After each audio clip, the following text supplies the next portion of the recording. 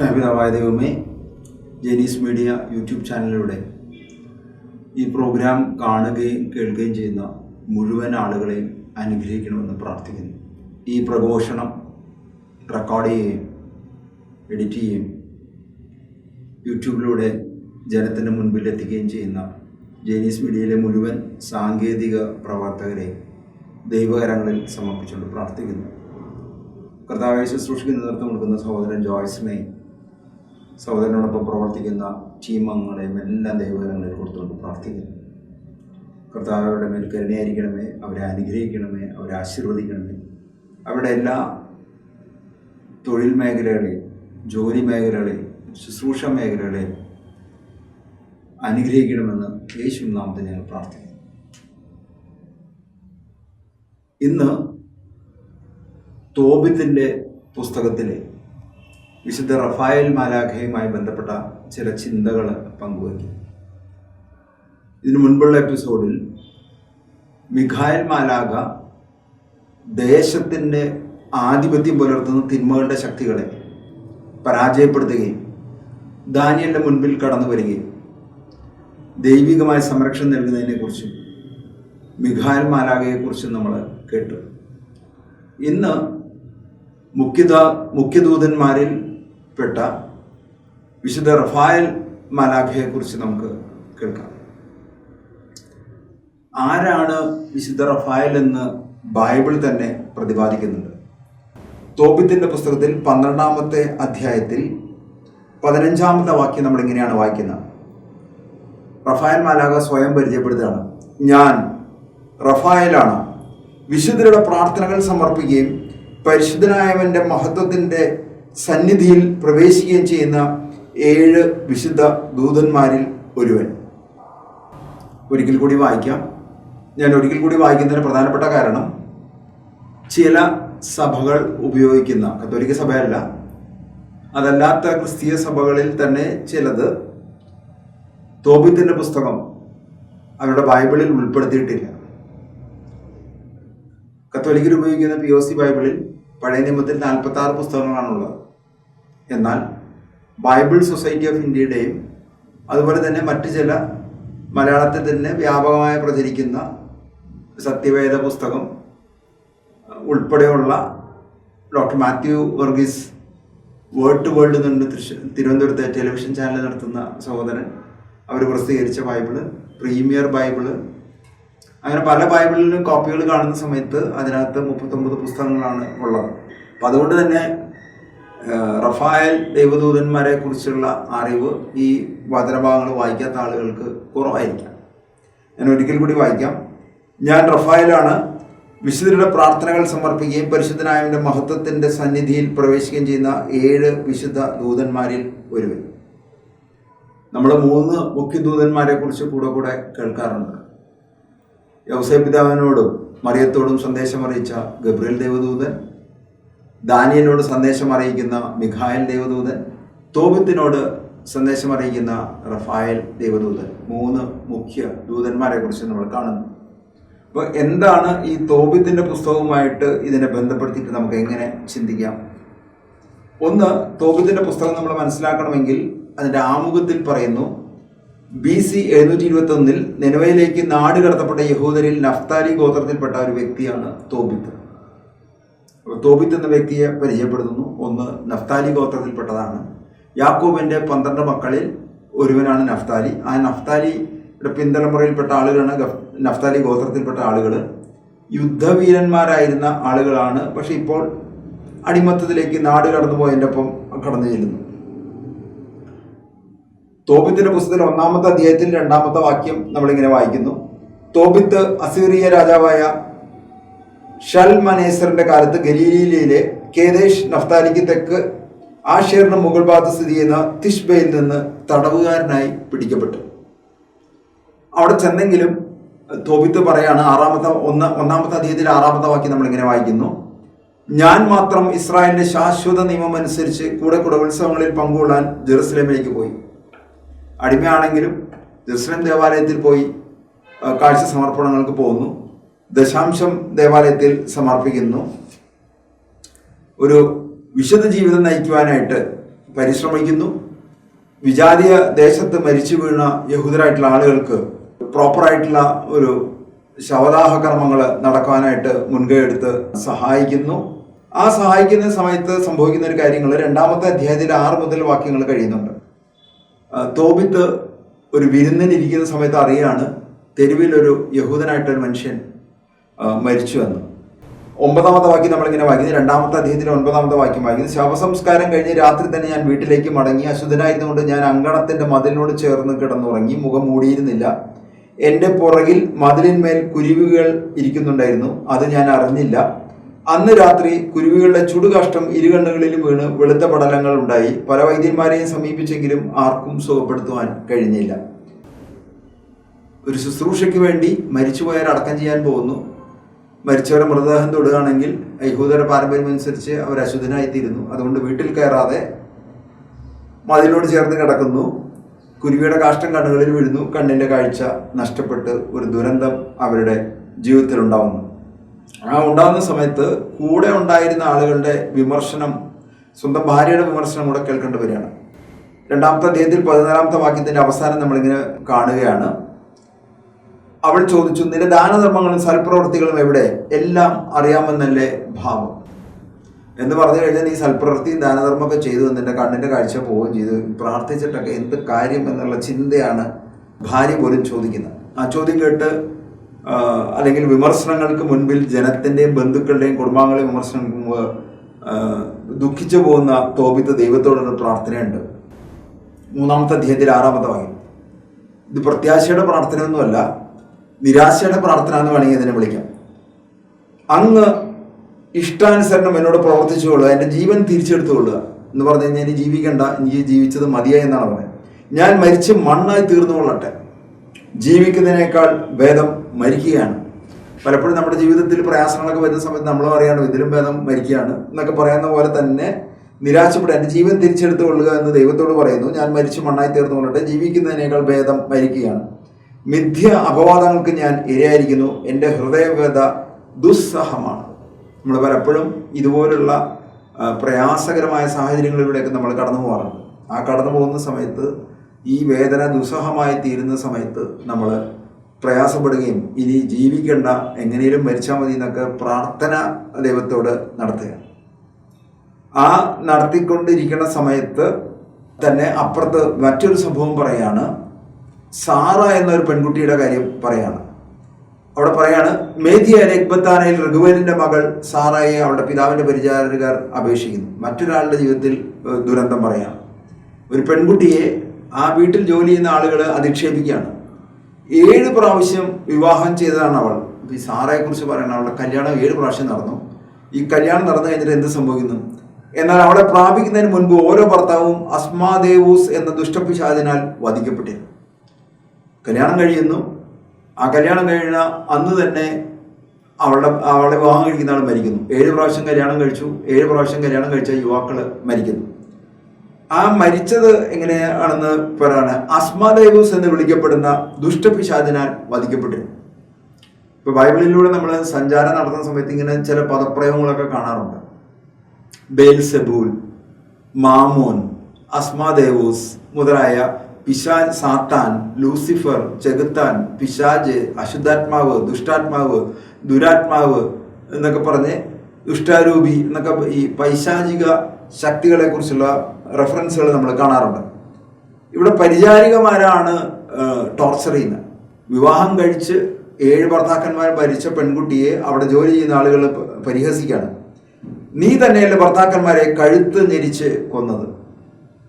അപ്പൊ 7 ഭർത്താക്കന്മാർ വിവാഹശേഷം 7 പേരും മരിക്കുന്നു. ആ മരിച്ചു പോയവർക്ക് പ്രത്യേകത ഉണ്ടായിരുന്നു, 7 പേരുടെയും കഴുത്ത് ഞെരിച്ചിട്ടാണ് അവർ മരിച്ചത്. അപ്പൊ ഇവളാണ് ഈ ഭർത്താക്കന്മാരെ കൊന്നതെന്ന് ഒരു ആരോപണം അവർ ഉന്നയിക്കുന്നു. 7 പേരെ വിവാഹം കഴിച്ചെങ്കിൽ ആരുടെയും നാമം ധരിക്കുവാൻ നിനക്കിടയായില്ലല്ലോ. ഞങ്ങളെ തല്ലുന്നത് എന്തിനാണ്? അവർ മരിച്ചെങ്കിൽ നീയും അവരോടൊപ്പം പോയി പോവുക. നിന്റെ ഭർത്താവ് മരിച്ചെങ്കിൽ നീയും പോയി മരിച്ചോളാനാണ് വീട്ടിലെ വേലക്കാര് പോലെ ഈ പെൺകുട്ടികൾ വന്നു. ഇതെല്ലാം കേട്ടുണ്ടായ ദുഃഖത്തിന്റെ ആധിക്യത്താൽ തൂങ്ങി മരിച്ചു കളയാമെന്ന് പോലും അവൾക്ക് തോന്നിപ്പോയി. അപ്പൊ ഈ സ്വന്തം വീട്ടിലെ വേലക്കാര് പോയി മരിച്ചുകൂടെ എന്നൊക്കെ പറഞ്ഞ സമയത്ത് തൂങ്ങിച്ചെത്താൽ അല്ലെങ്കിൽ കെട്ടിത്തൂങ്ങി ചാവാനുള്ള ഒരു ആത്മഹത്യ ചെയ്താലോ എന്ന ചിന്ത പോലും അവൾക്കുണ്ടായി. എന്നാൽ അവൾ അത് ചെയ്തില്ല. അവൾ കിളിവാതിലൂടെ അടുത്തു നിന്ന് പ്രാർത്ഥിച്ചു, ദൈവത്തോട് കൈകോട്ട് തിരിഞ്ഞു നിന്ന് പ്രാർത്ഥിച്ചു. എൻ്റെ ദൈവമായ കർത്താവ് അങ്ങ് വാഴ്ത്തപ്പെടട്ടെ, പരിശുദ്ധവും സംപൂജ്യമായ അങ്ങയുടെ നാമം എന്നെന്നും സ്തുതിക്കപ്പെടട്ടെ. എല്ലാ സൃഷ്ടികളിലും അവിടുത്തെ എന്നെന്നും വാഴ്ത്തട്ടെ. എൻ്റെ ദൃഷ്ടികളും മുഖവും അങ്ങയുടെ നേരെ തിരിഞ്ഞിരിക്കുന്നു. എന്നെ ഈ ഭൂമിയിൽ നിന്ന് മോചിപ്പിക്കണമേ, ഞാനിനി അധിക്ഷേപങ്ങൾ കേൾക്കാൻ ഇടവരാതിരിക്കട്ടെ. രണ്ട് കുടുംബങ്ങളിലും സമാനമായ സാഹചര്യങ്ങൾ ഉണ്ടാവുകയാണ്. തോബിത്ത് പ്രാർത്ഥിക്കുന്നു, ഞാൻ മരിക്കട്ടെ, മണ്ണിൽ അലിഞ്ഞു ചേരട്ടെ, എൻ്റെ ജീവിതം അവസാനിക്കട്ടെ എന്ന് പറഞ്ഞു. ഇവിടെ ഈ പെൺകുട്ടി ആദ്യം ആത്മഹത്യയെക്കുറിച്ച് പറയുന്നു, പിന്നെ ആത്മഹത്യ ചെയ്യുന്നതിന് വരെ ദൈവത്തോട് പ്രാർത്ഥിക്കുന്നു. ഈ ഭൂമിയിൽ നിന്ന് എന്നെ മോചിപ്പിക്കണമേ, ഞാനിനി അധിക്ഷേപങ്ങൾ കേൾക്കാൻ ഇടവരാതിരിക്കട്ടെ. എന്തായാലും രണ്ടുപേരും, സാറയുടെ ജീവിതത്തിലാണെങ്കിലും തോബിത്തിന്റെ ജീവിതത്തിലാണെങ്കിലും നിരാശ, പരാജയം, ദുഃഖം, കഠിനമായ നിരാശ, ഇനി ജീവിച്ചിരിക്കണമെന്ന ചിന്തകൾ കടന്നു വരുന്നു. ഇപ്പോഴും നമ്മുടെ ജീവിതത്തിൽ സ്വാഭാവികമായിട്ട് സംഭവിക്കുന്നതിന് ബിസിനസ് പരാജയം, വായ്പ തിരിച്ചു കൊടുക്കാൻ പറ്റുന്നില്ല, വിവാഹ ജീവിതത്തിലെ പ്രായഭിന്നതകൾ, മക്കളില്ലാത്ത സാഹചര്യങ്ങൾ, കുടുംബസ്വത്ത് ഭാഗം വയ്ക്കുമ്പോഴാണ് തർക്കങ്ങൾ, സഹോദരന്മാർ തമ്മിലുള്ള തർക്കം, അയലക്കാർ തമ്മിലുള്ള തർക്കം ഒക്കെ പലവിധ പ്രതിസന്ധികൾ കടന്നു വരുന്ന സമയത്ത് പല ആളുകൾക്കും ഇനി ജീവിച്ചിരുന്നിട്ട് കാര്യമില്ല എന്ന ചിന്ത കടന്നു വരികയാണ്. അപ്പം ഈ ചിന്ത കടന്നു വരുന്ന സമയത്ത് ഈ രണ്ടുപേരും നമുക്കൊരു മാതൃക കാണിച്ചു തരികയാണ്. ഇവർക്ക് മരണചിന്തയൊക്കെ കടന്നു വന്നെങ്കിൽ രണ്ടുപേരും പ്രാർത്ഥിക്കുകയാണ്. ആ പ്രാർത്ഥനയുടെ അവസാനം സംഭവിക്കുന്ന കാര്യങ്ങളാണ് നമ്മളെ മുന്നോട്ട് നയിക്കുന്നത്. സാറയുടെ പ്രാർത്ഥന ഇങ്ങനെയാണ്: എൻ്റെ 7 ഭർത്താക്കന്മാർ മരിച്ചു, ഇനി ഞാൻ എന്തിനു ജീവിക്കണം? ഞാൻ ജീവിക്കണമെന്നാണ് അവിടുത്തെ ഹിതമെങ്കിൽ എന്നെ കാരുണ്യപൂർവ്വം കടാക്ഷിക്കണം. ഞാൻ ജീവിക്കണമെന്നാണ് അവിടുത്തെ ഹിതമെങ്കിൽ, ദൈവമാണ് ജീവൻ തന്നത്, ജീവന്റെ ഉടമ ദൈവമാണ്. ഞാൻ ജീവിച്ചിരിക്കുന്നത് ദൈവത്തിന്റെ ഹിതമാണെങ്കിൽ എന്നെ കാരുണ്യപൂർവ്വം കടാക്ഷിക്കണമേ എന്ന് പ്രാർത്ഥിക്കുന്നു. ആ പ്രാർത്ഥന 3-ാമത്തെ അധ്യായത്തിൽ 16-ാമത്തെ വാക്യം, ഇരുവരുടെയും പ്രാർത്ഥന ദൈവത്തിന്റെ മഹനീയ സന്നിധിയിൽ എത്തി. രണ്ടുപേരുടെ ജീവിതത്തിൽ ദുഃഖങ്ങളും ദുരിതങ്ങളും പ്രയാസങ്ങളും തകർച്ചകളും വീഴ്ചകളും പരാജയങ്ങളും ഒക്കെ ഉണ്ടാകുന്നു. മരിച്ചാൽ മതി എന്ന് അവർ ചിന്തിക്കുന്നു. എന്നാൽ രണ്ടുകൂട്ടരും പ്രാർത്ഥിക്കുന്നു. ഈ രണ്ടുപേരുടെയും പ്രാർത്ഥന, 16-ാമത്തെ വാക്യം, ഇരുവരുടെയും പ്രാർത്ഥന ദൈവത്തിന്റെ മഹനീയ സന്നിധിയിൽ എത്തി. റഗുവേലിന്റെ പുത്രിയായ സാറയെ തോബിത്തിന്റെ പുത്രൻ തോബിയാസിന് വധുവായി നൽകുവാനും അസ്മാദേബൂസ് എന്ന ദുഷ്ടഭൂതത്തെ ബന്ധിക്കാനും റഫായേൽ നിയുക്തനായി. റഫായേൽ മാലാഖയെ ദൈവം ചില ചുമതലകൾ ഏൽപ്പിക്കുകയാണ് എന്ന് പറഞ്ഞു കഴിഞ്ഞാൽ, ഇത് കേട്ടുകൊണ്ടിരിക്കുന്ന ആളുകൾ ഈ കാലഘട്ടത്തിൽ മനസ്സിലാക്കേണ്ടത്, നിങ്ങൾക്ക് ഏതെങ്കിലും തരത്തിലുള്ള ഒരു പൈശാചികമായ ഒരു പീഡ ഉണ്ടാകുന്നുണ്ടെങ്കിൽ, പൈശാചികമായ ഒരു ബന്ധനം ഉണ്ടാകുന്നുണ്ടെങ്കിൽ, പൈശാചികമായ ആവാസം ഉണ്ടാകുന്നുണ്ടെങ്കിൽ, ഈ ഒരു പിശാചിന്റെ ഉപദ്രവത്തിന്റെ തൽഫലമായിട്ടുണ്ടാകുന്ന തകർച്ചകളാണെങ്കിൽ ദൈവത്തോട് വിശ്വാസപൂർവ്വം പ്രാർത്ഥിക്കുകയും ദൈവത്തിന്റെ മഹാകരുണയാൽ പ്രതിസന്ധികളിൽ നിന്ന് വിടുവിക്കാൻ ദൈവം ദൂതന്മാരെ അയക്കുന്നു. ദാനിയലിന്റെ പ്രാർത്ഥനയ്ക്ക് പ്രത്യുത്തരമായിട്ട് മിഖായേൽ മാലാഖയെ അയച്ചതുപോലെ, തോബിത്തിന്റെ പ്രാർത്ഥനയ്ക്കും സാറയുടെ പ്രാർത്ഥനയ്ക്കും പ്രത്യുത്തരമായിട്ട് റഫായേൽ മാലാഖയെ അയച്ചതുപോലെ, ഇത് കേട്ടുകൊണ്ടിരിക്കുന്ന ആളുകൾ എന്ത് തരം പരാജയവും നിരാശയും ഒക്കെ ഉണ്ടെങ്കിലും ദൈവത്തോട് പ്രാർത്ഥിക്കുന്ന സമയത്ത് ദൈവം റഫായേൽ മാലാഖയെയോ മിഖായേൽ മാലാഖയോ നിങ്ങളുടെ അടുത്തേക്ക് അയച്ച് നിങ്ങളുടെ പ്രതിസന്ധികളെ തരണം ചെയ്യുവാൻ നിങ്ങളെ സഹായിക്കട്ടെ എന്ന് പ്രാർത്ഥിക്കുന്നു. ഈ പ്രാർത്ഥന ഉണ്ടെങ്കിലും ഇടയ്ക്കിടയ്ക്ക് ഇവർ ആത്മകഥ ചെയ്യുന്നൊരു കാര്യമുണ്ട്. തോബിയാസ് 4-ാമത്തെ അധ്യായത്തിൽ 2-ാമത്തെ വാക്യം നമ്മളിങ്ങനെ, അവൻ ആത്മകഥ, ഞാൻ മരണത്തിന് വേണ്ടി പ്രാർത്ഥിച്ചു, മരിക്കുന്നതിന് മുമ്പ് എൻ്റെ മകൻ തോബിയാസിനെ വിളിച്ച് പണത്തിൻ്റെ കാര്യം പറയാം. അപ്പോൾ മരിക്കണതിനെ കുറിച്ച് ചിന്തിക്കുകയും മരണത്തിന് വേണ്ടി പ്രാർത്ഥിക്കുന്ന സമയത്ത് അപ്പൻ മരിക്കാൻ പോകുന്നതിന് മുമ്പ് തനിക്ക് കുറച്ച് പൈസയൊക്കെ അവിടെ നിന്ന് കിട്ടാനുണ്ട്, കിട്ടിയ കണക്കൊക്കെ മകനെ ഏൽപ്പിക്കുന്നു. പക്ഷെ ഈ കിട്ടാനുള്ള പണം വാങ്ങാൻ ആയിട്ട് തോബിത്ത് തൻ്റെ മകനായ തോബിയാസിനെ കൂടെ അയക്കാനായിട്ട് ഒരാളെ അന്വേഷിക്കുകയാണ്. 5-ാമത്തെ അധ്യായത്തിൽ 4-ാമത്തെ വാക്യം നമ്മളിങ്ങനെ വായിക്കുന്നത്, തോബിയാസ് ഒരാളെ അന്വേഷിച്ചു കൂടെ പോകുന്നതിന്. റഫായേലിനെ കണ്ടുമുട്ടി. അവനൊരു ദൈവദൂതനായിരുന്നു, എന്നാൽ തോബിയാസ് അത് മനസ്സിലാക്കിയില്ല. ദൈവദൂതൻ മനുഷ്യരുടെ രൂപത്തിൽ സഹായിക്കാനായിട്ട് കടന്നു വരും. നമ്മൾ പലപ്പോഴും വിചാരിക്കും ദൈവദൂതൻ എങ്ങനെയാണ് നമ്മളെ സഹായിക്കുക എന്നുള്ളത്. ദൈവദൂതൻ മനുഷ്യരുടെ രൂപത്തിൽ വന്ന് നമ്മളെ സഹായിക്കും. ഈ അടുത്ത കാലത്ത് കേരളത്തിൽ വന്ന രാജകന്യക എന്ന ഒരു സിനിമ കാണാനുണ്ടായി. സാധാരണ സിനിമ കാണാറില്ല, മാതാവിനെ കുറിച്ചുള്ള സിനിമയാണ്. അതിൽ ചില ചിത്രീകരണങ്ങൾ എനിക്ക് വളരെയധികം ഇഷ്ടപ്പെട്ടു. ഒന്ന്, ഒരു കുട്ടിയെ കാണാതെ ആവുന്നു. ആ കാണാതെ ആവുന്ന സമയത്ത് ആ കുട്ടി നഷ്ടപ്പെടുന്നു, വനത്തിൽ നഷ്ടപ്പെടുന്നു, പ്രാർത്ഥിക്കുന്നു. ആ പ്രാർത്ഥിക്കുന്ന സമയത്ത് മാതാവിനോടാണ് പ്രാർത്ഥിക്കുന്നത്. ആ മാതാവിൻ്റെ അടുത്തേക്ക് സ്കൂൾ ടീച്ചറുടെ രൂപത്തിലാണ്, ഒരു ഫാൻറ്റസിയൊക്കെ ആയിരിക്കാം, ഭാവനയായിരിക്കാം, സ്കൂൾ ടീച്ചറുടെ രൂപത്തിലാണ് മാതാവ് കടന്നു വരുന്നത്. അതുപോലെ തന്നെ ആ ചിത്രത്തിൽ ഇങ്ങനെ 2-3 തരത്തിൽ മാതാവ് സഹായിക്കാനായിട്ട് കടന്നു വരുന്നു. അതിൻ്റെ ഒരു സാദൃശ്യം അവിടെ കാണുന്നത്, തോബിയാസ് പ്രാർത്ഥിക്കുന്നു. ആ പ്രാർത്ഥിക്കുന്ന സമയത്ത് തോബിയാസ് ഒരാളെ തൻ്റെ കൂടെ വരുവാൻ അന്വേഷിക്കുന്ന സമയത്ത് ദൈവം ഇവൻ്റെ പ്രാർത്ഥനയ്ക്ക് പ്രത്യുത്തരം കൊടുക്കുന്നതുകൊണ്ട് മനുഷ്യൻ്റെ രൂപത്തിൽ അസറിയാസ് എന്ന പേരിട്ടുകൊണ്ട് സഹായിക്കാനായിട്ട് കടന്നു വരും. 16-ാമത്തെ വാക്യം നമ്മളിങ്ങനെയാണ് വായിക്കുന്നത്. തുടർന്ന് തോബിയാസിനോട് പറഞ്ഞു, ഒരുങ്ങിക്കൊള്ളൂ, നിങ്ങൾ ഇരുവർക്കും യാത്രാമംഗളങ്ങൾ. യാത്രാമംഗളങ്ങൾ നേരുന്നു. തോബിയാസിനെ ഇങ്ങനെ അനുഗ്രഹിക്കുന്നു. ഉന്നതത്തിൽ വസിക്കുന്ന ദൈവം നിന്റെ മാർഗം ശുഭമാക്കും. അവിടുത്തെ ദൂതൻ നിന്നെ കാത്തുകൊള്ളും. അവർ ഉടനെ യാത്ര പുറപ്പെട്ടു. ആ യുവാവിന്റെ നായവും അവരുടെ കൂടെ ഉണ്ടായിരുന്നു. തുടർന്ന് നമ്മൾ കാണുന്നു, 6-ാമത്തെ അധ്യായത്തിൽ കടന്നു വരുന്ന സമയത്ത് അവർ നദിയിൽ, രണ്ടുപേരും കൂടെ നദിയിൽ കുളിക്കാനായിട്ട് പോകുന്നു. ആ കുളിക്കാൻ പോകുന്ന സമയത്ത് ഒരു മത്സ്യം അവരെ വിഴുങ്ങുവാനായിട്ട് കടന്നു വരുന്നു. റഫായൽ ദൂതൻ ഇങ്ങനെ കൽപ്പിക്കുന്നു, മത്സ്യത്തെ പിടിക്കൂ എന്ന് ദൂതൻ വിളിച്ചു പറഞ്ഞു.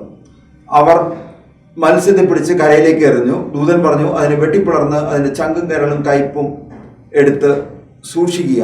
അവർ അങ്ങനെ ചെയ്തു. അനന്തരം അവർ ആ മത്സ്യം പൊരിച്ച് തിന്നു. 7-ാമത്തെ വാക്യത്തിൽ കാണുന്നു, ഒരു ചോദ്യം ചോദിക്കുന്നത്, എന്തിനാണ് ഈ മത്സ്യത്തിൻ്റെ ചങ്ക്, കരള്, കയ്പയും ഈ 3 സാധനം എന്തിനാണ് എടുത്ത് സൂക്ഷിക്കുന്നതെന്ന് ചോദിക്കുന്നു. ഉടനെ ദൈവദൂതൻ ഇങ്ങനെ മറുപടി കൊടുക്കുകയാണ്, ഒരു പിശാചോ അശുദ്ധാത്മാവോ ഏതെങ്കിലും സ്ത്രീയെയോ പുരുഷനെയോ ഉപദ്രവിച്ചാൽ ഈ ചങ്കും കരളും പുകച്ചാൽ മതി, അവയുടെ ശല്യം പിന്നെ ഉണ്ടാവുകയില്ല. തിമിരം ബാധിച്ച കണ്ണിൽ കയ്പ പുരട്ടിയാൽ അത് മാറും. ഇന്ന് പിശാചിനെ ബഹിഷ്കരിക്കുന്ന ശുശ്രൂഷയിൽ ആരും സഭയുടെ ഔദ്യോഗിക പ്രബോധനം അനുസരിച്ച് മീനിൻ്റെ ചങ്കും കരളും കയ്പയൊന്നും ഉപയോഗിക്കുന്നില്ല. പകരം നമ്മുടെ കുന്തിരിക്കം പുകയ്ക്കുകയാണ് ചെയ്യുന്നത്. ആ കുന്തിരിക്കം പുകയ്ക്കുന്നതിന് മുൻപ് ചെയ്യുന്നത്, കുന്തിരിക്കത്തിൻ്റെ മേൽ ബഹിഷ്കരണ പ്രാർത്ഥന ചൊല്ലുന്നു. എക്സോർസിസം പ്രയർ ഓൺ ഫ്രാങ്കിൻസെൻസ് എന്നൊരു പ്രാർത്ഥന ചൊല്ലി കുന്തിരിക്കത്തെ വിശദീകരിക്കുന്നു. ആ വിശദീകരിച്ചതിന് ശേഷമാണ് ഈ ശുശ്രൂഷയിൽ കുന്തിരിക്കം ഉപയോഗിക്കുന്നത്. തുടർന്ന് 9-ാമത്തെ അധ്യായത്തിൽ സാറയുടെ ഭവനത്തിൽ ചെല്ലുകയും വിവാഹാലോചന തുടങ്ങുകയും ചെയ്യുന്നു. ആ തുടങ്ങുന്ന സമയത്ത് സാറയുടെ അപ്പൻ റഫായലിനോടും കൂടെയുള്ള തോബിത്തിനോടും പറയുന്നു, 6-ാമത്തെ അധ്യായത്തിൽ 13-ാമത്തെ വാക്യം, സഹോദരൻ അസറിയാസ് ആ പെൺകുട്ടി 7 പേരെ വിവാഹം ചെയ്തു. അവർ ഓരോരുത്തരും മണവറയിൽ വെച്ച് മരിച്ചെന്നും ഞാൻ കേട്ടിട്ടുണ്ട്. ഞാനാണെങ്കിൽ എൻ്റെ പിതാവിൻ്റെ ഏക മകനാണ്. മണവറയിൽ പ്രവേശിച്ചാൽ ഞാനും എൻ്റെ മുൻഗാമികളെ പോലെ മരിക്കുമെന്ന് ഞാൻ ഭയപ്പെടുന്നു. തോബിത്തിൻ്റെ ഭയമാണ്. ഒരു പിശാച് അവളിൽ അനുരുക്തനാണ്. അവളെ സമീപിക്കുന്നവരെ മാത്രമേ അത് ഉപദ്രവിക്കാറുള്ളൂ. ഞാൻ മരിക്കുമെന്നും എൻ്റെ മരണമാതാപിതാക്കളെ ദുഃഖത്തിലാഴ്ത്തുമെന്നും ഞാൻ ഭയപ്പെടുന്നു. അവരെ സംസ്കരിക്കാൻ ഞാനില്ലാതെ മറ്റ് സന്താനങ്ങളിൽ ഇല്ല. ദൂതൻ പ്രതിവചിച്ചു, നിന്റെ ജനത്തിൻ്റെ ഇടയിൽ നിന്ന് നിന്നെ ഭാര്യയെ സ്വീകരിക്കുന്ന നിന്റെ പിതാവ് ആജ്ഞാപിച്ചിട്ടുള്ളത് നീ ഓർക്കുന്നില്ലേ? സഹോദരൻ, ഞാൻ പറയുന്നത് ശ്രദ്ധിക്കുക. ഇന്ന് രാത്രി തന്നെ അവളെ നിനക്ക് വിവാഹം ചെയ്തിരുന്നു. പിശാചിനെ പറ്റി നീ പേടിക്കണ്ട. പിശാച് എന്ന് കേൾക്കുമ്പോൾ തന്നെ നമുക്ക് സാധാരണ ഇതിൽ പേടിയാണ്. അതുകൊണ്ട് ഇവിടെ പറയണം, പിശാചിനെ പറ്റി നീ പേടിക്കണ്ട. ആരെങ്കിലും പിശാച് എന്ന് കേൾക്കുമ്പോൾ ഭയമുള്ളവർ കേട്ടുകൊണ്ടിരിക്കണമെങ്കിൽ അവരോടും ദൈവത്തിൻ്റെ മാറ്റമില്ലാത്തതിനാണ് പിശാചിനെ നീ പേടിക്കേണ്ട. അത് കഴിഞ്ഞിട്ട് മണവറയിൽ പ്രവേശിക്കുന്ന സമയത്ത് എന്ത് ചെയ്യണമെന്ന് നിർദ്ദേശം കൊടുത്തു. നീ മണവറയിൽ പ്രവേശിക്കുമ്പോൾ പാത്രത്തിലെ കനലിൽ മത്സ്യത്തിന്റെ ചങ്കും കരളും ഇട്ട് പുകയ്ക്കുക. അതിന്റെ മണമേറ്റാൽ ഉടൻ പിശാച് ഓടിയകലും, പിന്നീട് ഒരിക്കലും വരികയില്ല. നീ അവളെ സമീപിക്കുമ്പോൾ നിങ്ങൾ ഇരുവരും എഴുന്നേറ്റെന്ന് കാരുണ്യവാനായ ദൈവത്തെ വിളിച്ചപേക്ഷിക്കണം എന്ന് പറഞ്ഞു കഴിഞ്ഞാൽ ആത്മീയമായ ഒരു സമരം ഇവിടെ നടക്കുകയാണ്. ഒരു പെൺകുട്ടിയിൽ പിശാച് പ്രവേശിക്കുന്നു. ആ പിശാച് പ്രവേശിച്ച് അവളുടെ വിവാഹം കഴിഞ്ഞ് വരുന്ന എല്ലാവരെയും കഴുത്ത് ഞെരിച്ച് കൊല്ലുന്നു. 7 പേര് മരണപ്പെടുന്നു. 8ാമത്തെ ആളുടെ മരണ സമയത്ത് പ്രാർത്ഥിക്കുന്നു. ആ പ്രാർത്ഥിക്കുമ്പോൾ ദൈവം പ്രത്യുത്തരം നൽകുന്നു. സഹായിയായിട്ട് ദൈവദൂതനെ പറഞ്ഞയക്കുന്നു. ദൈവദൂതൻ നിർദ്ദേശങ്ങൾ നൽകുന്നു. ആ നിർദ്ദേശം തോബിയാസ് അനുസരിക്കുന്നു. മണവറയിൽ പ്രവേശിക്കും പാത്രത്തിലെ കനലിൽ മത്സ്യത്തിന്റെ ചങ്കും കരളും ഇട്ട് പുകയ്ക്കുക. അതിന്റെ മണമേറ്റാൽ ഉടൻ പിശാച് ഓടി അകലും. പിന്നീട് ഒരിക്കലും വരികയില്ല. നീ അവളെ സമീപിക്കുമ്പോൾ നിങ്ങൾ ഇരുവരും എഴുന്നേറ്റ് കാരുണ്യവാനായ ദൈവത്തെ വിളിച്ച് അപേക്ഷിക്കണം. 2 കാര്യങ്ങൾ ചെയ്യണം. 1 പ്രാർത്ഥിക്കണം, 2 ചങ്കും കരലും ഇട്ട് പുകയ്ക്കണം. അല്ലെങ്കിൽ ഈ കാലഘട്ടത്തിലാണെങ്കിൽ കുന്തിരിക്കും പുകയ്ക്കുക, ദൈവത്തോട് പ്രാർത്ഥിക്കുക. ഈ ഭയം കാരണം ദൂതൻ പിന്നീട് തോബിയാസിനോട് പറഞ്ഞു, നീ പേടിക്കേണ്ട, അനാദി മുതലേ അവൾ നിനക്ക് നിശ്ചയിക്കപ്പെട്ടവളാണ്. അനാദി മുതലേ അവൾ നിനക്കായി നിശ്ചയിക്കപ്പെട്ടവളാണ്. നീ അവളെ രക്ഷിക്കും, അവൾ നിന്നോടുകൂടെ വരികയും ചെയ്യും, നിനക്ക് അവളിൽ സന്തതികൾ ഉണ്ടാകുമെന്ന് ഞാൻ വിചാരിക്കുന്നു. ഒരു അനുഗ്രഹം കൊടുക്കുകയാണ്. ആ കൊടുത്തതിന് ശേഷം പിന്നീട് നിങ്ങൾ തോബിത്തിന്റെ പുസ്തകം വായിക്കാൻ സമയം കിട്ടുകയാണെങ്കിൽ ഇത് വായിച്ചു പോകാൻ ഞാൻ അതിന്റെ പ്രധാനപ്പെട്ട ഭാഗങ്ങൾ മാത്രം തൊട്ട് തലോടിക്കൊണ്ട് പോവുകയാണ്. 17ാമത്തെ അധ്യായത്തിൽ തോബിയാസിന്റെ വിവാഹം കഴിഞ്ഞ് അനുബന്ധിച്ച് 11ാമത്തെ വാക്യം നമ്മളിങ്ങനെ വായിക്കുകയാണ്. എന്റെ പുത്രിയെ ഞാൻ 7 ഭർത്താക്കന്മാർക്ക് നൽകിയതാണ്, എന്നാൽ ഓരോരുത്തരും അവളെ സമീപിച്ചു, രാത്രി തന്നെ മൃതി അടഞ്ഞു. എന്നാൽ ഇപ്പോൾ നീ ആഹ്ലാദിക്കുക. തോബിയാസ് പ്രതിവദിച്ചു, നീ ഇക്കാര്യത്തിൽ ഉറപ്പു തരാതെ ഞാനൊന്നും ഭക്ഷിക്കില്ല. കല്യാണത്തിനെ കുറിച്ചാണ് പറയുന്നത്. അതിന് മറുപടിയായിട്ട് പറയുകയാണ് 13ാമത്തെ അധ്യായത്തിന്റെ അവസാനം, ഇവളെ മോശയുടെ നിയമം അനുസരിച്ച് നീ സ്വീകരിച്ചുകൊള്ളുക. മോശ ദൈവജനത്തിന് നൽകിയ 10 കൽപ്പനകൾക്ക് പുറമെ നൽകിയ 613 നിയമത്തിൽ വിവാഹം സംബന്ധിച്ച ചില നിയമങ്ങളുണ്ട്. ആ നിയമപ്രകാരം ബന്ധുക്കളെ തലമുറകളിലുള്ള ഒരേ വംശം, ഗോത്രം, കുലത്തിൽ നിന്നുള്ളതാണ് വിവാഹം കഴിച്ചിരുന്നത്. അതുകൊണ്ട് ഈ പെൺകുട്ടിയെ നിയമാനുസൃതം വിവാഹം കഴിക്കേണ്ടത് തോബിയാസാണ്. അതുകൊണ്ട് തന്നെ വിവാഹത്തിന്റെ ഒരു ഉടമ്പടി ചെയ്യുന്നു. 14ാമത്തെ വാക്യം, അവൻ ഭാര്യ എദ്നായെ വിളിച്ച് ഒരു ചുരുളെടുത്ത് അതിൽ വിവാഹ വാഗ്ദാനം എഴുതി അവർ അതിൽ തങ്ങളുടെ മുദ്രയും വെച്ചു. വിവാഹം കഴിച്ച് കൊടുക്കുന്നതിന്റെ ഭാഗമായിട്ട് 7 ഭർത്താവ് മരിച്ച പെൺകുട്ടി, 7 ഭർത്താക്കന്മാരും ആദ്യ രാത്രി മരണപ്പെടുന്നു. 8ാമത് യുവാവ് മരിക്കുന്നതിന്റെ വിവാഹ നിശ്ചയം നടക്കുന്നു. 17ാമത്തെ വാക്യത്തിൽ നമ്മളിങ്ങനെ വായിക്കുന്നു, ഈ വിവാഹ നിശ്ചയം കഴിഞ്ഞപ്പോൾ സാറ കരയുവാൻ തുടങ്ങി. അപ്പോൾ അമ്മ അവളെ ആശ്വസിപ്പിച്ചുകൊണ്ട് പറഞ്ഞു, കുഞ്ഞ് ധൈര്യമായിരിക്കുക, സ്വർഗത്തിലെയും ഭൂമിയുടെയും കർത്താവ് നിന്റെ ദുഃഖം അകറ്റി സന്തോഷമേകും. മകളുടെ ദുഃഖം കണ്ട് അമ്മ മകളെ ആശ്വസിപ്പിക്കുന്നു. സ്വർഗത്തിന്റെയും ഭൂമിയുടെയും കർത്താവ് നിന്റെ ദുഃഖം മാറ്റി സന്തോഷമേകും. വിവാഹ ജീവിതത്തിലേക്ക് പ്രവേശിക്കുന്ന 7 ഭർത്താവ് മരിച്ച പെൺകുട്ടി 8ാമത് വിവാഹം കഴിക്കുമ്പോൾ കൊടുക്കുന്ന ഉപദേശമാണ്, സ്വർഗത്തിന്റെയും ഭൂമിയുടെയും കർത്താവ് നിന്റെ ദുഃഖം അകറ്റി സന്തോഷമേകും. വിവാഹത്തിന്റെ അന്ന് രാത്രി സംഭവിക്കുന്ന കാര്യങ്ങളാണ് പിന്നീട് നമ്മുടെ 8ാമത്തെ അധ്യായത്തിൽ 2ാമത്തെ വാക്യത്തിൽ, അവൻ റഫായലിന്റെ വാക്കുകൾ അനുസരിച്ച് ധൂപകലശലത്തിലെ തീക്കനലിൽ മത്സ്യത്തിന്റെ ചങ്കും കരളും ഇട്ട് പുകച്ചു. മണമേറ്റപ്പോൾ പിശാച് ഈജിപ്തിന്റെ അങ്ങേ അറ്റത്തേക്ക് പലായനം ചെയ്തു. നിലവേലിൽ നിന്ന് പിശാച് ഏകദേശം 4000 കിലോമീറ്റർ ദൂരെയുള്ള ഈജിപ്തിലേക്ക് പലായനം ചെയ്തു. ദൂതൻ അവനെ ബന്ധിച്ചു. ആ പലായനം ആരംഭിച്ച സമയത്ത് ദൈവദൂതൻ റഫായേൽ പിശാചിനെ ബന്ധിക്കുന്നു. നമ്മൾ പലപ്പോഴും ധ്യാന കേന്ദ്രങ്ങളിലൊക്കെ പോകുമ്പോൾ ബന്ധന പ്രാർത്ഥനയൊക്കെ ചൊല്ലാറുണ്ട്. ദൂതൻ അവനെ ബന്ധിച്ചു. മണവറയിൽ അവർ തനിച്ചായിരുന്നു. തോബിയാസ് എഴുന്നേറ്റ് സാരോട് നമുക്ക് എഴുന്നേറ്റ് കർത്താവിന്റെ കാരുണ്യത്തിനായി പ്രാർത്ഥിക്കാം. ദൂതൻ പറഞ്ഞ 2 കാര്യങ്ങളാണ്. 1 കർത്താവിന്റെ കാരുണ്യത്തിനായി പ്രാർത്ഥിക്കുക, 2 ചങ്കും കരളും ഇട്ട് പുകയ്ക്കുക. ചങ്കും കരളും ഇട്ട് പുകച്ചു. പിശാദിനെ പലായനം ചെയ്യുന്നു. പലായനം ചെയ്ത പിശാദിനെ റഫായേൽ ദേവദൂതൻ ബന്ധിക്കുന്നു. തുടർന്ന് അവർ കർത്താവിന്റെ കാരുണ്യത്തിനായി പ്രാർത്ഥിക്കുന്നു. വിവാഹ ജീവിതത്തിലേക്ക് പ്രവേശിക്കുന്ന ആളുകൾ ഈ 8ാമത്തെ അധ്യായത്തിൽ 5 മുതലുള്ള 18 വരെയുള്ള തിരുവാക്യങ്ങൾ വായിക്കുകയും പ്രാർത്ഥിക്കുകയും അത് അവരുടെ ജീവിതത്തിന്റെ അനുഗ്രഹമായി മാറും. ഇതിൽ 7ാമത്തെ വാക്യം മാത്രം ഞാൻ വായിക്കുന്നു. എന്തിനു വേണ്ടിയാണ് വിവാഹം കഴിച്ചെന്നുണ്ട്. കർത്താവെ, ഞാൻ ഇവളെ സ്വീകരിക്കുന്നത് ജഡികമായ അഭിലാഷത്തോടെ അല്ല, നിഷ്കളങ്കമായ പ്രേമത്താലാണ്. അങ്ങയുടെ കാരുണ്യം എനിക്ക് ഉണ്ടാകണമേ. ഇവളോടൊത്ത് വാർദ്ധക്യത്തിലെത്തുന്നതിനെ അവിടുന്ന് അനുഗ്രഹിച്ചാൽ. അതായത് മരണം വരെ ഇവളോടൊത്ത് ജീവിക്കുവാൻ. വിവാഹത്തിന്റെ ഉടമ്പടി ചെയ്തു കഴിഞ്ഞാൽ അതിൽ എന്ത് പ്രതികൂലങ്ങളും പ്രതിസന്ധികളും കടന്നു വന്നാലും മരണം വരെ ഒന്നിച്ചു നിൽക്കുവാനുള്ള ഒരു തീരുമാനം പറയാണ്. ഇന്ന് പലപ്പോഴും വിവാഹം നടക്കുന്ന സമയത്ത് ചില വീടുകളിലൊക്കെ കല്യാണമായിട്ട് ബന്ധപ്പെട്ട സമയത്തൊക്കെ കേൾക്കുന്നതാണ്, മാതാപിതാക്കൾ തന്നെ മക്കളോട് പറയാണ്, വിവാഹം കഴിഞ്ഞ് വീട്ടിൽ നിന്ന് ഇറങ്ങുന്ന സമയത്ത് ചില പെൺകുട്ടികളെങ്കിലും കരയുന്നു. കരയണ സമയത്ത് പലപ്പോഴും സഹോദരന്മാരോ മാതാപിതാക്കളെ പറയുന്നത് നീ പേടിക്കൊന്നും വേണ്ട, അവിടെ എന്തെങ്കിലും പ്രശ്നം തിരിച്ചു പോന്നോളാം പറഞ്ഞിട്ടാണ് പല പെൺകുട്ടികളെ അയക്കുന്നത്. അവരതുപോലെ തന്നെ തിരിച്ചു വരികയും ചെയ്തു. പക്ഷെ ഇവിടെ ഇവർ പ്രാർത്ഥിക്കുകയാണ്, കർത്താവെ ഞാൻ ഇവളെ സ്വീകരിക്കുന്ന ജഡികമായ അഭിലാഷത്താലല്ല, നിഷ്കളങ്കമായ പ്രേമത്താലാണ്. അങ്ങയുടെ കാരുണ്യം എനിക്ക് ഉണ്ടാകണമേ, ഇവളോടൊത്ത് വാർദ്ധക്യത്തിലെത്തുന്നതിന് അവിടെ നിന്ന് അനുഗ്രഹിച്ചാൽ. അപ്പൊ ഇവർ പ്രാർത്ഥിക്കുന്നു. അത് കഴിഞ്ഞ് ഇവർ കിടന്നുറങ്ങുന്നു. അവൾ ആമേൻ എന്ന് ഏറ്റു പറഞ്ഞു. അല്ലെങ്കിൽ ഭർത്താവ് പ്രാർത്ഥിക്കുമ്പോൾ ഭാര്യയും ഒന്നിച്ച് പ്രാർത്ഥിക്കുന്നു. ആ പ്രാർത്ഥനയ്ക്ക് ശേഷം അവർ ഉറങ്ങുന്നു. അവർ മരിക്കുമെന്ന് വിചാരിച്ച് 10ാമത്തെ വാക്യത്തിൽ അവർ മരിക്കുമെന്ന് വിചാരിച്ച റഘുവേൽ എഴുന്നേറ്റ് പോയി ഒരു ശവക്കുഴി ഉണ്ടാക്കി. പെൺകുട്ടിയുടെ അപ്പൻ, പെൺകുട്ടിയുടെ വീട്ടിലാണ് വിവാഹം നടക്കുന്നത്. ഈ പെൺകുട്ടി മരിക്കുമെന്ന് ഉറപ്പുണ്ടായിരുന്നുകൊണ്ട് അപ്പൻ എഴുന്നേറ്റ് പോയിട്ട് ശവക്കുഴി ഉണ്ടാക്കുന്നു.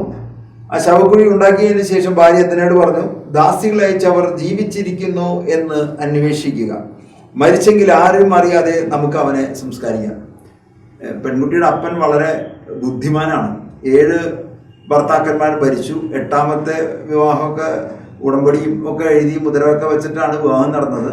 എന്നാൽ വിവാഹം കഴിഞ്ഞ ആദ്യ രാത്രിയിൽ ഭാര്യയും ഭർത്താവും മണവറയിൽ പ്രവേശിച്ചു കഴിഞ്ഞപ്പോൾ പെൺകുട്ടിയുടെ അപ്പൻ രഘുവേൽ ചെയ്തത് ആദ്യം തന്നെ പോയിട്ട് അവരെ കുഴിച്ചിടാനുള്ള കുഴി വെട്ടി. ആ കുഴി വെട്ടിയിട്ട്, അപ്പോൾ എന്താ കാരണം വെച്ചാൽ ഇദ്ദേഹത്തിന് നല്ല ഉറപ്പാണ് ഇയാൾ മരിക്കുന്നുള്ളത്. കുഴി വെട്ടിയതിന് ശേഷം അവസാനം ദാസിമാരോട് പറയുന്നത് ജീവിച്ചിരിക്കുന്നു നോക്കാൻ പറയുന്നു. നോക്കാൻ ചെന്ന സമയത്ത് ദാസി ചെന്ന് നോക്കിയപ്പോൾ 2 പേരും സുഖമായി ഉറങ്ങുന്നത് കണ്ടു. പൈശാചിക പീഡയൊക്കെ പോയി സുഖമായി ഉറങ്ങുന്നത് കണ്ടു.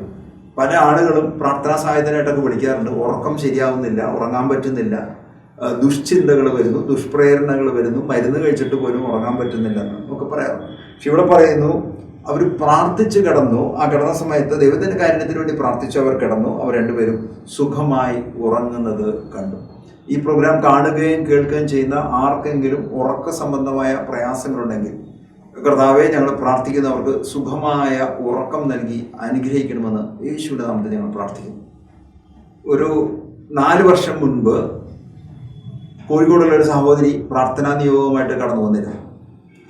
അവരുടെ നേഴ്സാണ്, സൗദിയിലാണ് ജോലി ചെയ്യുന്നത്. ഭർത്താവ് ഡോക്ടറാണ്.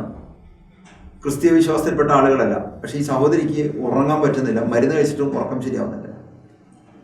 മുല്ലശ്ശേരി ഏങ്ങണ്ടൂർ ഭാഗത്തുള്ള ഒരു ആയുർവേദ ആശുപത്രിയിൽ അവിടെ പ്രത്യേക ചില ചികിത്സയിൽ ഏർപ്പെട്ടു. ആ ചികിത്സയിൽ ഏർപ്പെട്ടിട്ടും ഉറക്കം ശരിയായില്ല.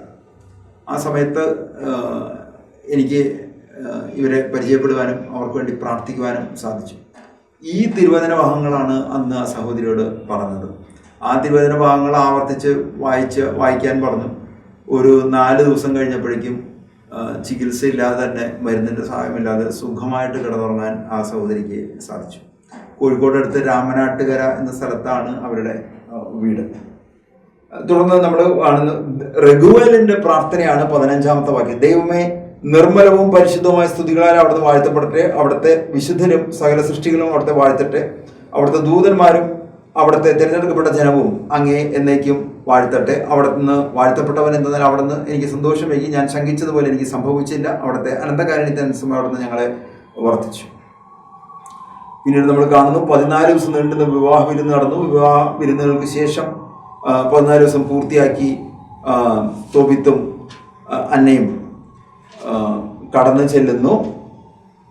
ആ കടന്നു ചെല്ലുന്ന സമയത്ത് തോബിത്തിന്റെ കണ്ണുകളുടെ കാഴ്ച നഷ്ടപ്പെട്ട സ്ഥലത്ത് അവിടെ ഒരു സൗഖ്യം സംഭവിക്കുന്നു. 11ാമത്തെ അധ്യായത്തിൽ കണ്ണുകളിൽ കയ്പ് പുരട്ടിക്കൊണ്ടുപോകുമ്പോൾ പിതാവെ സന്തോഷമായിരിക്കും. ചൊറിച്ചിൽ തോന്നിയപ്പോൾ തോബിത്ത് കണ്ണ് തിരുമ്മി, വെളുത്ത പാട കൺകോണുകളിൽ നിന്ന് പൊഴിഞ്ഞു വീണു. അപ്പോൾ അവൻ പുത്രനെ കണ്ടു. അവൻ ആരെങ്കിലും ചെയ്ത് കരഞ്ഞുകൊണ്ട് പറഞ്ഞു, ദൈവമേ, അങ്ങ് വാഴ്ത്തപ്പെട്ടവനാണ്, അങ്ങയുടെ നാമം എന്നേക്കും വാഴ്ത്തപ്പെട്ടതാണ്. അവിടുത്തെ വിശുദ്ധ ദൂതന്മാരും വാഴ്ത്തപ്പെട്ടവരാണ്. അവിടുന്ന് എനിക്ക് ദുരിതങ്ങൾ അയച്ചു, എന്നാൽ എന്നോട് കരുണ കാട്ടി. ഇതെന്റെ മകൻ തോബിയാസിനെ ഞാൻ കാണുന്നു. അവന്റെ മകൻ സന്തോഷത്തോടെ വീട്ടിനുള്ളിൽ പ്രവേശിച്ച് മേദിയയിൽ തനിക്ക് സംഭവിച്ച വലിയ കാര്യങ്ങൾ പിതാവിനെ അറിയിച്ചു. ഇതെല്ലാം കഴിഞ്ഞ സമയത്ത് റഫായേൽ തന്നെ വെളിപ്പെടുത്തുന്നു.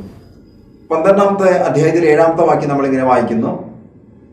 ദൈവത്തിന്റെ പ്രവർത്തികൾ പ്രഘോഷിച്ച് അവിടുത്തെ പുകഴ്ത്തുകയും അവിടുത്തെ നാമം മഹത്വം നൽകുകയും ചെയ്ത് ഉചിതമത്രേ. അവിടത്തേക്ക് നന്ദി പറയുവാൻ അമാന്തമരുത്. നമ്മുടെ ജീവിതത്തിൽ ദൈവം അത്ഭുതങ്ങൾ ചെയ്തിട്ടുണ്ടെങ്കിൽ ദൈവത്തോട് നന്ദി പറയണം. ഇത് കഴിഞ്ഞ് പറയുന്നു, രാജാവിന്റെ രഹസ്യം സൂക്ഷിക്കുന്നത് നല്ലത്, ദൈവത്തിന്റെ പ്രവർത്തികൾ പ്രസിദ്ധമാക്കുന്നത് മഹനീയമാണ്. 2 കാര്യങ്ങൾ പറയാണ്. രാജാവിന് ഒരുപാട് രഹസ്യങ്ങളൊക്കെ ഉണ്ടാക്കുക. അപ്പൊ രാജാവിൻ്റെമായി ബന്ധപ്പെട്ട എന്തെങ്കിലും കാര്യങ്ങൾ രഹസ്യം അറിയുകയാണെങ്കിൽ അത് സൂക്ഷിച്ചു വെക്കുന്നതാണ്, എല്ലാവരോടും പറയണ്ട. എന്നാൽ ദൈവത്തിന്റെ പ്രവൃത്തികൾ പ്രസിദ്ധമാക്കുന്നത് മഹനീയമാണ്. നന്മ ചെയ്യുന്നത് നിനക്ക് തിന്മ ഭവിക്കുകയില്ല. ഉപവാസം, ദാനധർമ്മം, നീതി എന്നിവയോടുകൂടി ആവുമ്പോൾ പ്രാർത്ഥന നല്ലത്. എപ്രകാരമാണ് പ്രാർത്ഥന കേൾക്കുന്നത് എന്ന് റഘുവല് പറയുകയാണ്. ഉപവാസം, ദാനധർമ്മം, നീതി എന്നിവയോടുകൂടിയുള്ള പ്രാർത്ഥന നല്ലതാണ്.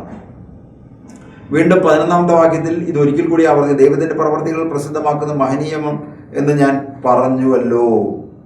ഇതെല്ലാം കഴിഞ്ഞപ്പോൾ അസറിയ അല്ലെങ്കിൽ റഫായേൽ തന്നെ വെളിപ്പെടുത്തുന്നു.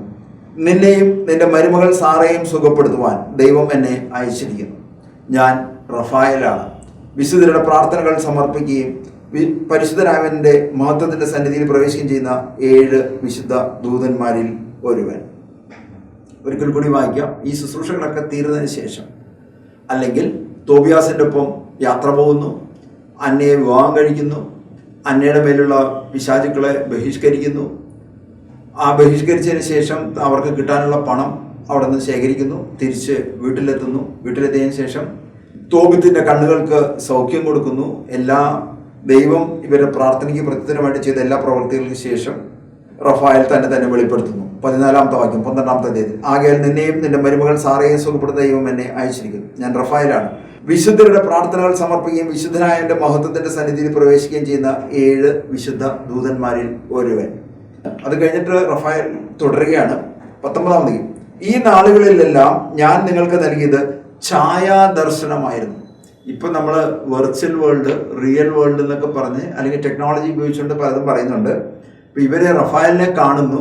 ആ കണ്ടത് ശരിയായ കാഴ്ചയല്ല നൽകിയത്, പകരം എന്താണ്, അതൊരു ഛായാദർശനമായിരുന്നു. ഞാൻ ഭക്ഷിക്കുകയോ പാനം ചെയ്യുകയോ ചെയ്തില്ല, നിങ്ങൾ കണ്ടത് ഒരു ദർശനം മാത്രം എന്ന് പറഞ്ഞു കഴിഞ്ഞാൽ റഫായേൽ മനുഷ്യന്റെ രൂപത്തിൽ വരുന്നു, സഹായിക്കുന്നു, പക്ഷെ കണ്ടത് ഒരു ദർശനം മാത്രമാണ്. യഥാർത്ഥത്തിൽ ഭക്ഷിക്കുകയോ പാനം ചെയ്യുകയോ ഒന്നും ചെയ്തില്ലെന്ന് വെളിപ്പെടുത്തുന്നു. അതുകൊണ്ട് തന്നെ പിന്നീട് അവർ ദൈവത്തെ മഹത്വപ്പെടുത്തുന്നു. 13-ാമത്തെ അധ്യായത്തിൽ നമ്മൾ കാണുന്നു 7-ാമത്തെ വാക്യം, ഞാൻ ദൈവത്തെ മഹത്വപ്പെടുത്തുന്നു, സ്വർഗത്തിന്റെ രാജാവിനെ എൻ്റെ ആത്മാവ് പുകഴ്ത്തുന്നു, അവിടുത്തെ പ്രഭാവത്തിൽ ഞാൻ ആനന്ദം കൊള്ളുന്നു.